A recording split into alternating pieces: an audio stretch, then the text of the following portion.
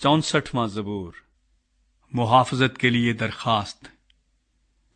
اے خدا، میری فریاد کی آواز سن لے، میری جان کو دشمن کے خوف سے بچائے رکھ، شریروں کے خفیہ مشورے سے اور بد کرداروں کے ہنگامے سے مجھے چھپا لے، جنہوں نے اپنی زبان تلوار کی طرح تیز کی اور تلخ باتوں کے تیروں کا نشانہ لیا ہے، تاکہ ان کو خفیہ مقاموں میں کامل آدمی پر چلائیں۔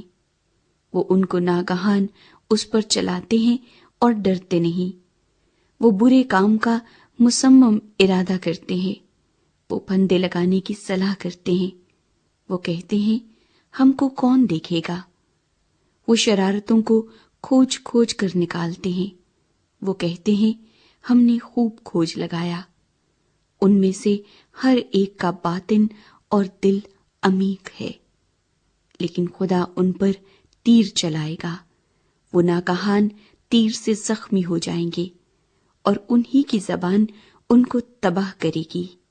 جتنے ان کو دیکھیں گے سب سر ہلائیں گے، اور سب لوگ ڈر جائیں گے اور خدا کے کام کا بیان کریں گے اور اس کے طریقے عمل کو بخوبی سمجھ لیں گے۔ صادق خداوند میں شادمان ہوگا اور اس پر توکل کرے گا، اور جتنے راز دل ہیں سب فخر کریں گے۔